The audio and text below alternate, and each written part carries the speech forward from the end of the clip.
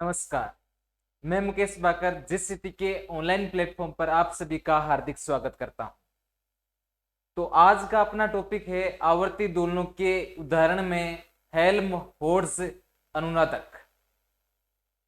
तो हेल्महोल्ट्ज अनुनादक एक ऐसी चीज है जिसके द्वारा दो समान लगभग समान आवृत्तियां, लेकिन अंतर उनमें समान आवृत्तियां का मतलब ऐसे नहीं है कि बिल्कुल समान हो, लेकिन दो समान जो आवृत्तियां हैं उनका अंतर अत्यल्प हो। यानी कि दो आवृत्तियां हैं उनका अंतर यदि अत्यल्प है और हम ये कह सकते हैं कि एक सम्मिश्र जो ध्वनि है उनमें स्थित जो आवृत्तियां हैं उनका मान अत्यल्प हो, हमें वो समान सुनाई देती है, लेकिन उनका जो मान है डिफरेंस है वो बिल्कुल अत्यल्प हो। तो उन दोनों के बीच में अंतर करना असंभव तो नहीं है, लेकिन इतना इजी भी नहीं। तो उसके लिए हम इस हेल्महोल्ट्ज अनुनादक का प्रयोग करेंगे और इसके द्वारा इन दोनों जो ध्वनियां दोनों आवृत्तियां हैं उन दोनों आवृत्तियों का अंतर हम ज्ञात कर सकते हैं। इसके लिए हमें एक यंत्र जैसे कि खोखला बेलनाकार यंत्र लेना पड़ता है और उसके द्वारा उसमें एक जो शिरा होता है वो ध्वनियों को ग्रहण करता है, दूसरा अपने कान के पास में लगाया जाता है और थोड़ी सी तीक्ष्ण ध्वनियां होती है जिनकी वजह से इन दोनों में अंतर किया जा सकता है। तो आज का अपना टॉपिक है हेल्महोल्ट्ज अनुनादक। इसके बारे में अब विस्तृत चर्चा है हम यहीं पे करेंगे बोर्ड पे।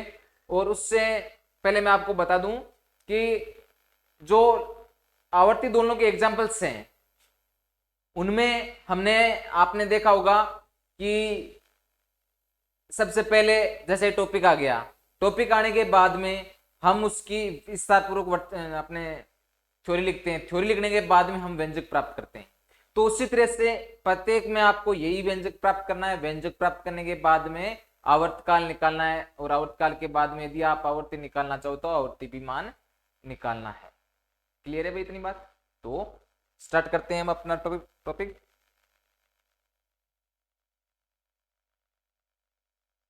अब है हेल्महोल्ट्ज अनुनादक। इसके लिए सबसे पहले हम लेते हैं कोई बेलनाकार, कोई धातु का या आप मान लो कांच का कोई यंत्र, जैसे कि ये मैंने यंत्र ले लिया, ठीक है।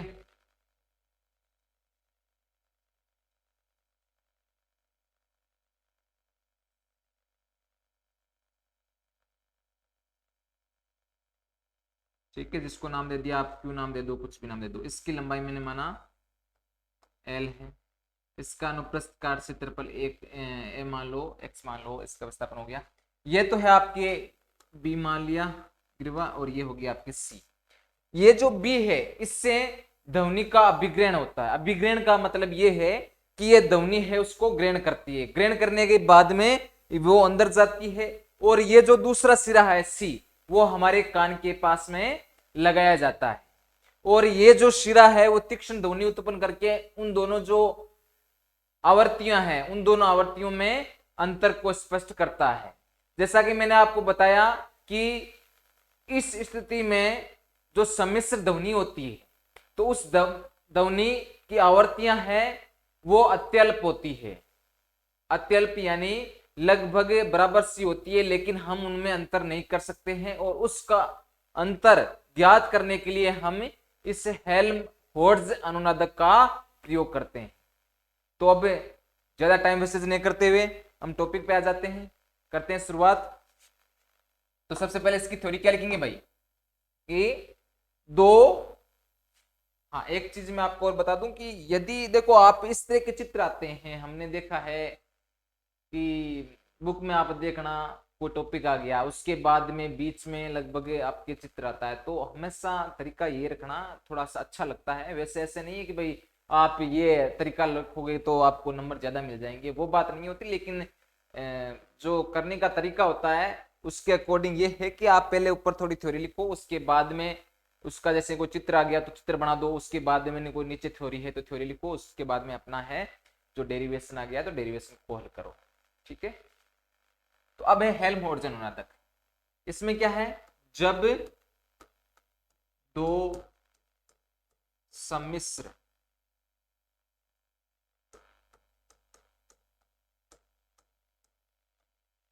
ध्वनियों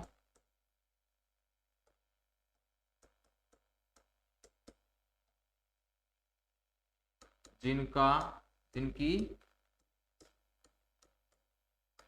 आवर्त का अंतर अत्यल्प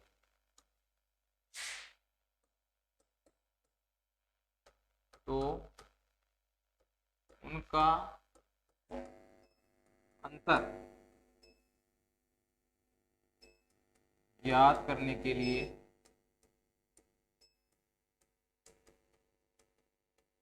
हम हेल्महोल्ट्ज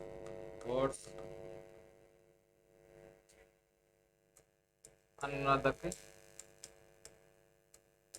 का प्रयोग करते हैं।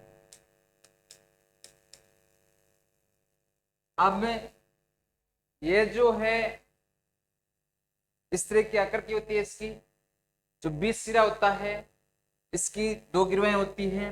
इसके लिए आप ये लिखना चाहो तो पहले ये लिख दो, अदरवाइज ये कि इसमें एक सिरे से है ध्वनि को विकिरण किया जाता है तथा दूसरे से अपने कान के पास में लगाया जाता है, जो कि तीक्ष्ण ध्वनि उत्पन्न करता है और उससे हमें इनका अंतर पता चल जाता है। ठीक है, तो इसके लिए हम एक खोखला बेलनाकार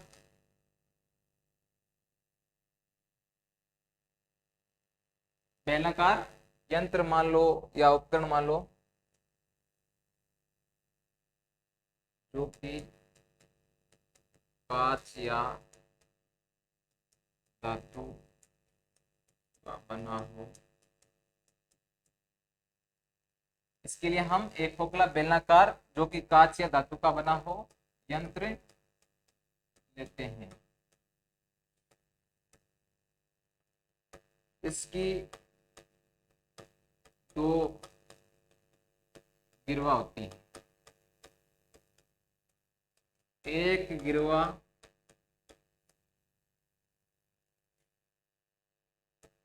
जो कि लंबी व चौड़ी हो उसको माना बी गिरवा तथा इसी से ध्वनि का अभिग्रहण होता है। ठीक है, ये जो सिरा माना तो इससे ध्वनि का अभिग्रहण होता है। फिर अब हो गया ये अभिग्रहण तथा दूसरा सी सिरा जो कि कान के पास लगाया जाता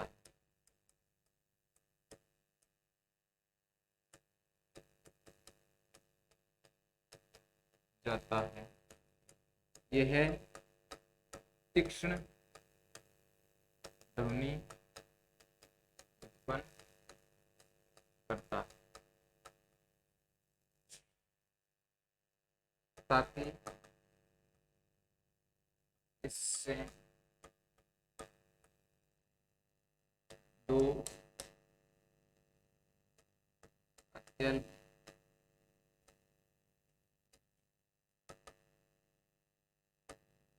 आवृत्ति,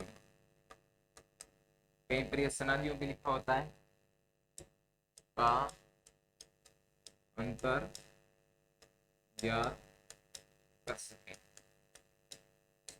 ठीक है, ये तो हो गई बात कि हमें किस तरह का यंत्र लेना है। अब हम यदि उस यंत्र की बात करें तो यंत्र में क्या है कि जो ऊपर का जो सिरा होता है, उस ऊपर के सिरे में आप देखना, हाँ इसकी बात करें हम तो इसमें कि हमने ऊपर वाला जो सिरा है उसको माना कि बी सिरा, और इसकी लंबाई मान ली मैंने एल, और इसका अनुप्रस्थ काट क्षेत्रफल ए मान लिया। तो उसके अकॉर्डिंग यदि हम लिखना चाहे तो वो भी लिख सकते हैं। और इसके बारे में जैसे कि हम ये भी लिख सकते हैं कि जो मैंने ये बेलनाकार आकृति लिया है उसका नाम क्यों दे दिया, जो बेलनाकार आकृतियां, इसको बल्ब भी का कहीं पर बल्ब की आकृति सी है ना इसकी, तो बल्ब भी हम कह सकते हैं। ठीक है, तो ये तो हो गई आपके इसके बारे में थ्योरी नॉर्मल। अब है हम बात करते हैं इस यंत्र के बारे में। तो यंत्र के बारे में क्या होता है, यंत्र के बारे में हम लिखते हैं।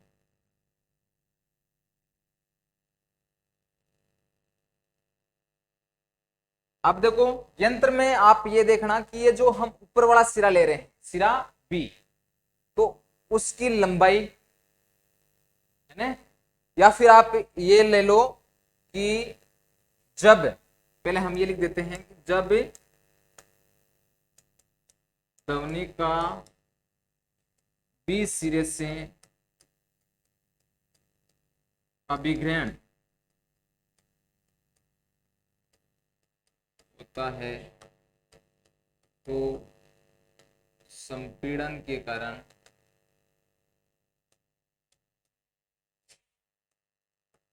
संपीड़न होगा तो क्या होगा, विस्थापन अंदर की ओर तथा विरलन के कारण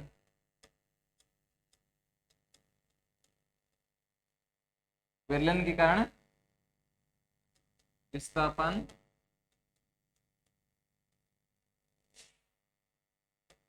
बाहर की ओर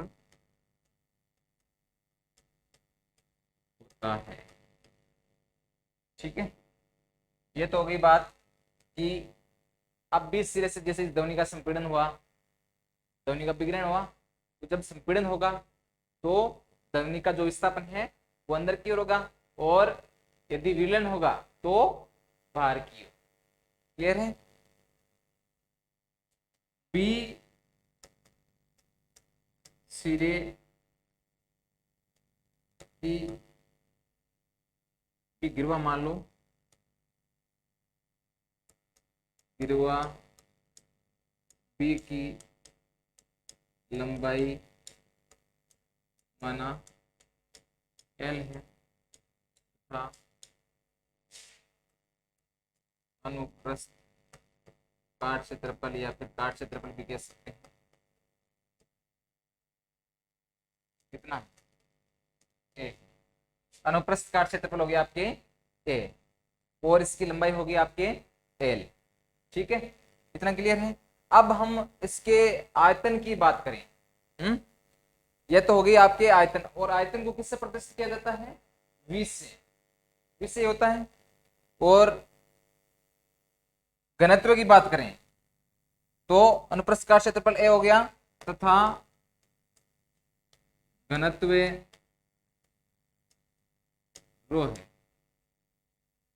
ठीक है, घनत्व रो है, तो घनत्व बराबर हम क्या जानते हैं कि घनत्व बराबर क्या होता है, घनत्व बराबर होता है आपके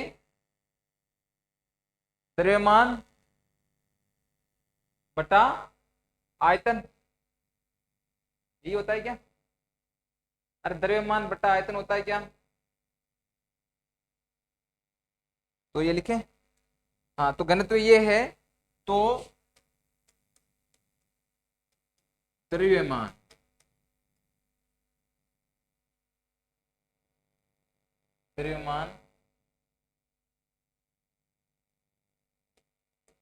होगा m बराबर क्या होगा भाई, अब घनत्व बराबर हम जानते हैं कि m अपॉन क्या होता है, v होता है। तो यहाँ पे कितना हो जाएगा, small m equal to A upon rho. यहाँ पे ये जो, अरे घनत्व आप देखना है बात, घनत्व बराबर क्या होता है, द्रव्यमान बटा आयतन होता है, यही होता है। तो अब हमें जो ये मान निकाल रहे हैं हम किसका, द्रव्यमान का, तो ये द्रव्यमान का मान हो गया m equal to A upon rho, घनत्व ये वाला हो गया द्रव्यमान, इसको m से प्रदर्शित किया जाता है। इसमें ध्यान रखना यहाँ पे कि हम जो यहाँ पे ले रहे हैं ना ये द्रव्यमान, वो अनुप्रस्थ काट क्षेत्रफल और इस घनत्व को लेकर अपने को द्रव्यमान निकालना है। ऐसा नहीं है कि हमें कि सर उससे तो m से प्रदर्शित किया जाता है और उसको v से प्रदर्शित किया जाता है तो उसके अकॉर्डिंग लिखो, तो उसके अकॉर्डिंग नहीं है, ये हमें जो मान माना है हमने उसी के अकॉर्डिंग हमें ये जो थ्योरी है वो लिखनी है। क्लियर है भाई इतनी। अब ये तो हो गया द्रव्यमान m equal to A upon rho. अब है इसमें क्या होगा, संपीड़न। मैंने अभी बताया था ना कि जब b पर आपतित जो सम्मिश्र ध्वनि होती है क्या क्या होगा, संपीड़न होगा। और संपीड़न होने से, अरे वो देखी थी ना हमने उस चित्र में जो लिखी हुई थी, अरे ऊपर बनाई हुई थी बी वाली, ये थी ना इस तरह की। अब यहाँ पे क्या होगा, इसमें संपीड़न होगा, तो संपीड़न होने से वायु का अंदर की ओर विस्थापन होगा, और वो विस्थापन हमने क्या माना, वो हमने x है। तो B सिरे से सम्मिश्र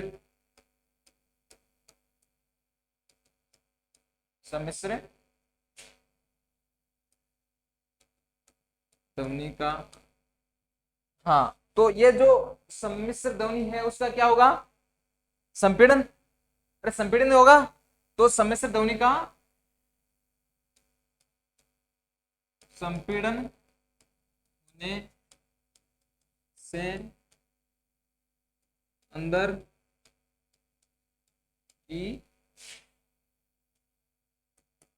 और विस्थापन x है। अंदर की ओर विस्थापन क्या है, x, अंदर की ओर विस्थापन x है, तो उस बल्ब के अंदर आयतन की कमी, बल्ब हो गया वो, अरे उसको बल्ब माना तो बल्ब में, या उसको आकृति कोई सी भी मान लेना है, बल्ब में आयतन की कमी को माना मैंने dv बराबर क्या हो जाएगा, ax, अनुप्रस्थ काट क्षेत्रफल इंटू विस्थापन। तो ये हो गया आपके आयतन की कमी। अब बात करते हैं हम जो वायुदाब की। तो अब आयतन की कमी हुई तथा वायुदाब में क्या होगी, वायुदाब dp में, वायुदाब को मैंने माना dp, p मान लो वायु होती है ना प्रेशर, वायुदाब, तो दाब को हम प्रेशर से निरूपित करते हैं। तो ये क्या हो जाएगा, आपके वायुदाब में वृद्धि होगी आपके dp। तो ये लाइन लिख लेना कि वायुदाब में वृद्धि dp होगी। अब वायुदाब में वृद्धि होगी dp, तो हमें निकालना क्या है, प्रत्यास्थता।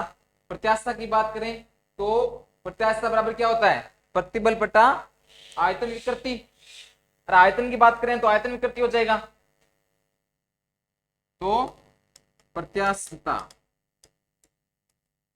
बराबर क्या होगा, प्रतिबल बटा आयतन विकृति।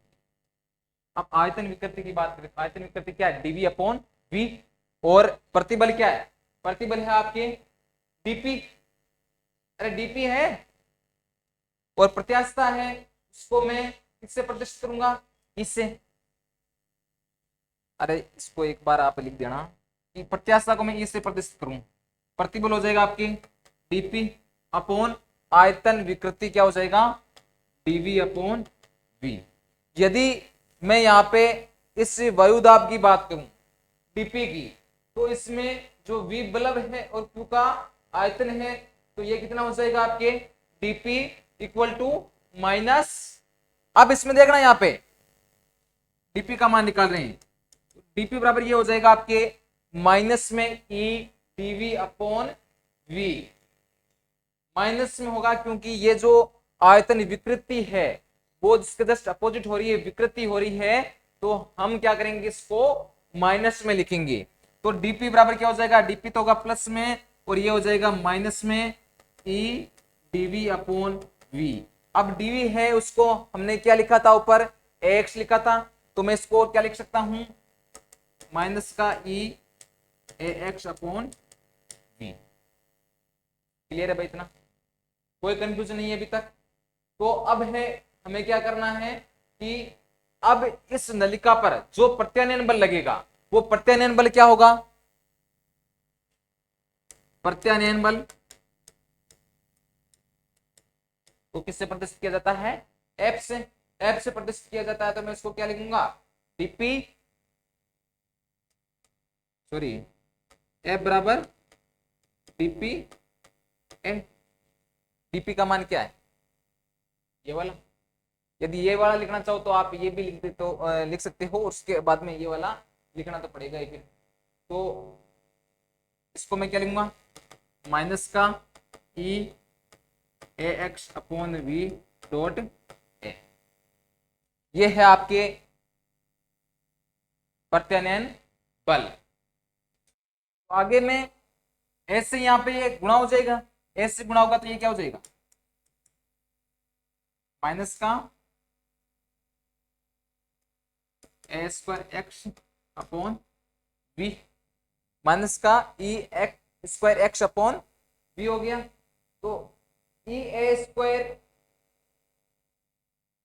वी, अब है आप यहां पे एक चीज देखना कि ये है A square X upon V. यदि मैं इसको ये भी तो लिख सकता हूं, E A square upon V X equal to ये हो सकता है माइनस का एक्स, एक्स हो जाएगा। वो हमें समीकरण प्राप्त करनी है, समीकरण कौन सी थी, वो पिस्टन की गति का समीकरण मान लियो यहाँ पे। तो ये जो यहाँ पे के का मान है, के का मान कितना प्राप्त हुआ, के बराबर क्या हो गया, अरे सीधा देखो ना यहाँ पे, के बराबर यहाँ पे क्या हो गया, ई ए स्क्वायर अपॉन वी, जो कि क्या है, बल नियता, यही है। तो हमें वो समीकरण बताइए कौन सी, समीकरण क्या होता है, D square X upon D T square M equal to minus का एक्स, यही होती है। अब यहाँ पे के का मान क्या है, ई ए स्क्वायर अपॉन वी, यही है। तो ये मैं मान क्या लिखूंगा भाई, क्या लिखूंगा,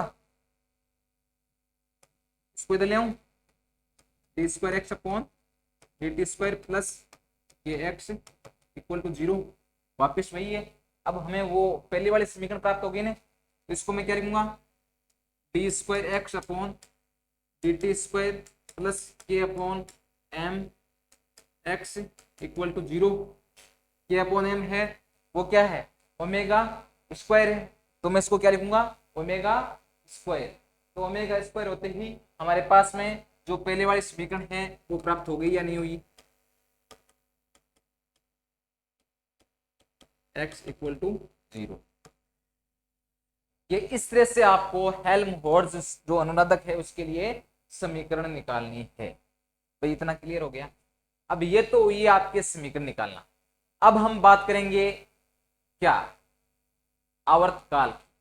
तो हम जानते हैं कि आवर्तकाल बराबर क्या होता है, t इक्वल टू 2 रूट के अपॉन एम या एम अपॉन के, एम अपॉन के।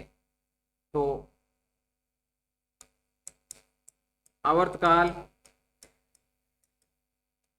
t बराबर क्या होता है 2π√m/k। तो अब यहाँ पे k का मान क्या था भाई, k का मान अपने पास में था क्या, e² / v। अरे ऊपर वाला देखो यहाँ पे, ये रहा e² / v, बल नियतांक, यही तो था k का मान। तो ये मान यहाँ पे रख दें, तो रख दो यहाँ पे मान रखेंगे तो ये कितना हो जाएगा 2π√m/e² v है जो v ऊपर चला जाएगा, अरे यही तो होगा 2π√m/e² v ऊपर चला जाएगा, तो ये कितना हो जाएगा 2π√mv/e²। यदि हम इसकी आवर्ती की बात करें, आवर्ती बराबर क्या होता है, आवर्ती को n से प्रतिस्थापित किया जाए तो 1/t होता है, आपको पता ही है। तो 1/t है तो इसको बट्टा में लिख दूंगा मैं, यही होगा। अरे इस पूरे को मान बट्टा में लिख दूं तो ये कितना हो जाएगा 1/2π रूट कितना हो जाएगा, ये रूट में mv/e² है, तो बट्टा में ये जाने के बाद में क्या हो जाएगा, इसका जस्ट उल्टा हो जाएगा। तो उल्टा ये क्या होगा e²/mv, यही होगा 1/2π हो ही गया ये बट्टा में आने के बाद में। तो इस तरह से आपको आवर्ती का पूछ ले चाहे आवर्तकाल का पूछ ले, तो आपको इस तरह से इनका व्यंजक निकालना है। अब यदि हमारे पास में कोई द्रव्यमान दिया हुआ है, तो द्रव्यमान के लिए मान पूछ लिया जाए कि द्रव्यमान m, तो m बराबर हमने क्या माना था, m बराबर a/ρ माना था। तो उससे भी आप यहाँ पे मान रख के इनको हल कर सकते हो कि m का मान हमारे पास में क्या पड़ा है, m का मान क्या है a/ρ, अरे a/ρ है ना, तो वो भी मान यहाँ पे रख के आप इनके अलग अलग मान आवर्तकाल और आवर्ती के मान निकाल सकते हैं। क्लियर है भाई इतनी बात, यहाँ पे यदि ये लिखना चाहो तो a/ρ लिख देना और इनके अलग अलग मान आप निकाल लेना। तो ये था अपने हेल्महोल्ट्ज अनुनाद।